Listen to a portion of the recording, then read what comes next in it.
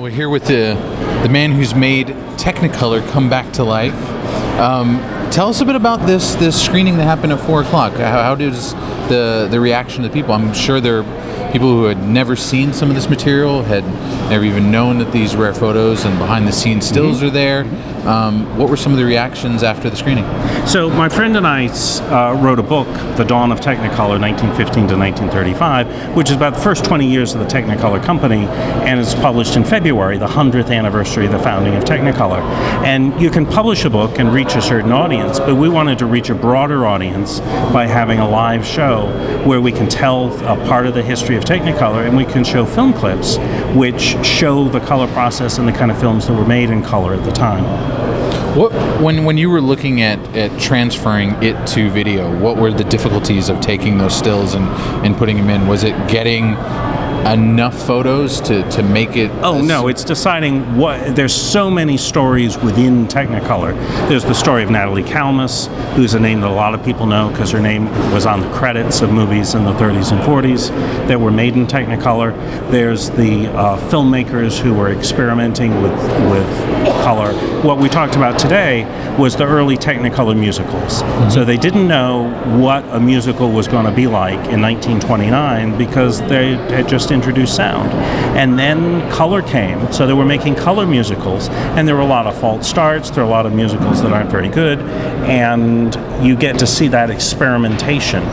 And my co-author, James Layton, and I are really interested in those times of technological change in the industry. And the person who was speaking before us was talking about 3D. Well, 3D has been the next big thing, 5 times in the film industry's history. And color was that next big thing. And they thought in 1929, right after sound came in, that color was going to be the next big thing. But color failed. And it wasn't really until they had a 3-color process with Technicolor that Wizard of Oz and Gone with the Wind and other films kind of established Technicolor. So why did it fail? And that was what we wanted to look at. And that, to me, is more interesting than the success. With it being, a 15-year period, basically, or almost 20 years period, were you surprised that it did fail? It had some time to succeed, but it didn't. Well, the company went through a series where they would have what looked like it was going to be a huge success, but it turned out to be a failure. So after they self-produced a feature, Paramount said, we want to make one of our Zane Grey Westerns in Technicolor. This was 1924. The film was a big hit, it got great reviews, and then Paramount said the prints cost so much that it's not worth it. We're not going to pick up our option to make more films in Technicolor. So what looked like a success ended up being a disappointment. They got a contract to make a feature film with Douglas Fairbanks Sr. Called The Black Pirate, which is out on Blu-ray, and it's obviously a pirate story, very lends itself to color, and they thought that's going to be our big breakthrough. But they had problem producing the prints. They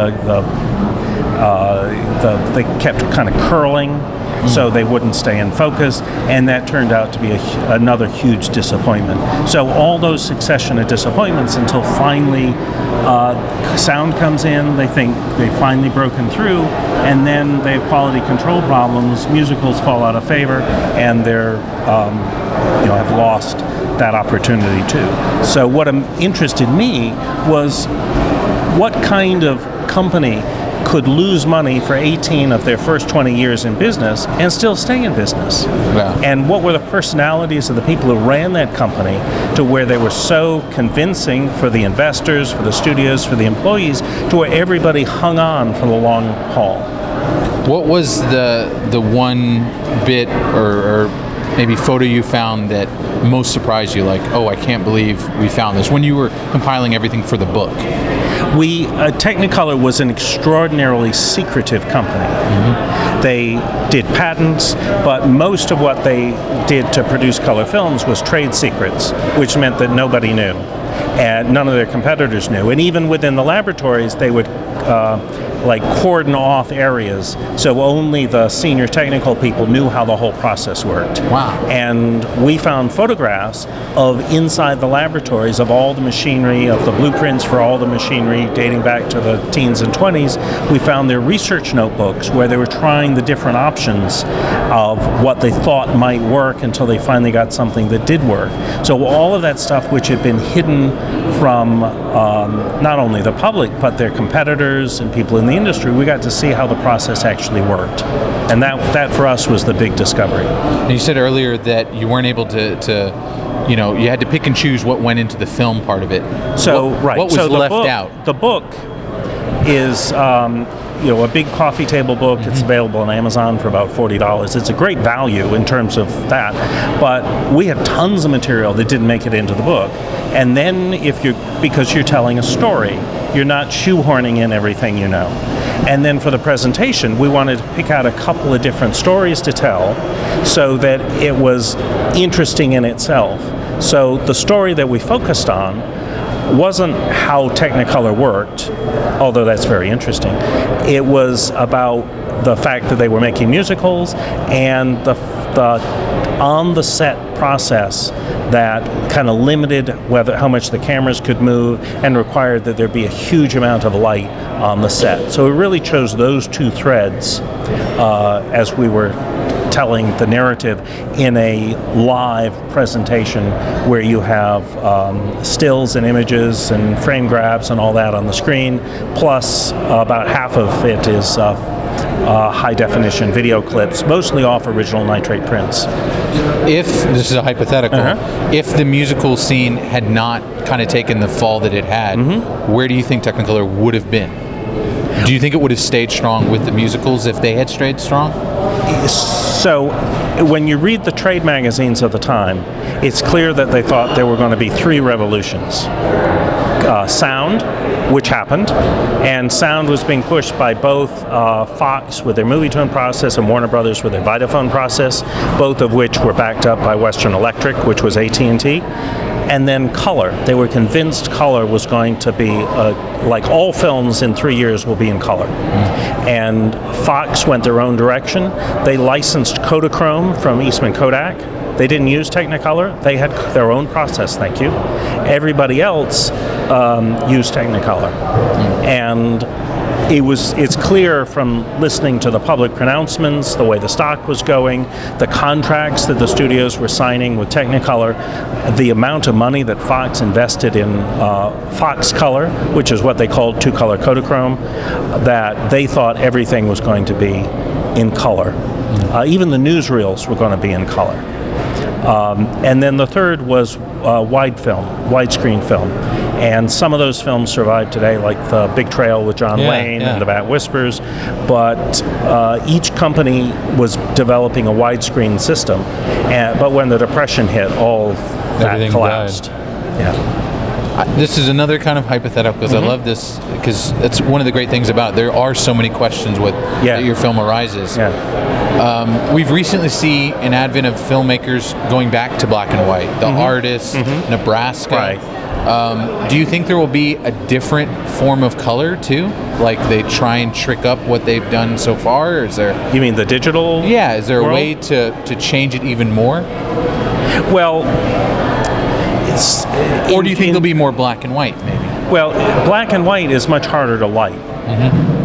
So you really have to give thought to a scene that you're doing in black and white, where the highlights are going to be, because if you don't light it properly, then the people just kind of blend into the background. Color photography is really easy by comparison because the colors separate the actors or people from the backgrounds. And your eye uses that kind of information to spatially separate them. And Technicolor, once you got enough light on the set, was easier to photograph once you knew its quirks than black and white. And I think in the digital world, a lot of the work we see is photographically lazy because they're trying to shoot with less light, they're trying to make it more natural, they're on very aggressive schedules to shoot low-budget independent films. And what I would hope we'd get to is something where there's more production design, thinking about the costumes that people are wearing, the backgrounds that they have, which is more on the classical era, as opposed to making, shooting films that are more like verite, where it all just kind of falls where it falls, and it looks more natural that way. Do you think like the advent of IMAX will expand it, like you said, because now they have to figure out the size and scope of it, or Tarantino's, for instance, doing the 70 millimeter compared to 35? Does that influence? Because you said the curling was an issue back in the day. Yeah. Are there those types of elements that they're trying to figure out today even? Well, I think it's that we're moving toward higher image quality. So the IMAX is an example of that.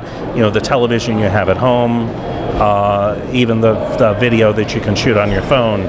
And in the past, there was this kind of split between, 16 millimeter is more flexible. You can shoot on, and you would end up to where, well, the quality isn't as good, but these other things make it so much easier and cheaper.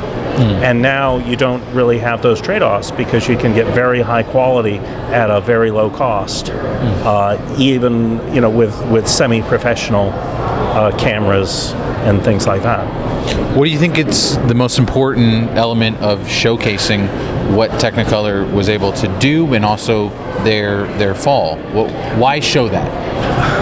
Well, their fall, I was talking with someone earlier, Eastman Kodak did not successfully manage that transition to digital, and the employment collapsed and they went through bankruptcy. Technicolor managed to survive many different transitions. The introduction of Eastman Kodak, Eastman Color in the early 1950s, which meant instead of having to rent a big camera from Technicolor, you could just use a black and white camera and run Eastman Color through it.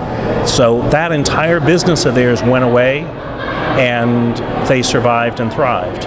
And then finally, when their dye transfer printing went away in about 1973-74, they survived and thrived.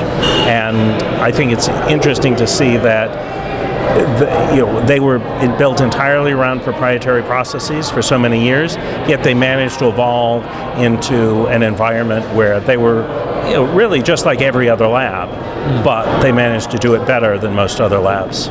Since you focus on these early years, will you focus on the latter years in upcoming projects? Well, we've talked about it. We're kind of taking a breather from Technicolor at the moment. We want to do something else in the meantime.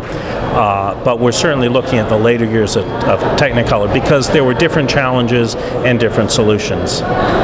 Can you tell us maybe what you're looking to work on next, or if you want to let people know about? Well, at the moment, we're really just enjoying, not writing a book and going around and talking to people about Technicolor, because writing a book is a very solitary activity, even when you have a co-author, and neither of us really want to jump into that right away.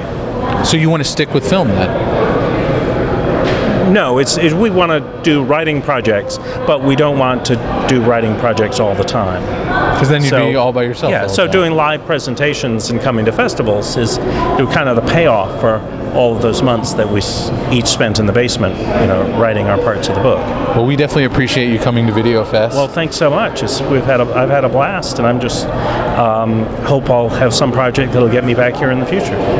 Well, where can we find more information about you and about the film itself? Okay, so the book is available through Amazon, The Dawn of Technicolor. My co-author is James Layton, Layton. I'm David Pierce. And then the George Eastman House, or George Eastman Museum, which is the institution which has the Technicolor corporate collection. My co-author put together a website for them, and you go eastman.org/Technicolor, and it's separate than the book. It's the history of the whole Technicolor company with documents and video clips and historical information. It kind of captures it's designed to get people interested in doing their own research into Technicolor, and that's a good resource. And then I have a separate project where I digitize film and broadcasting and recorded sound magazines, mostly film, called Media History Digital Library.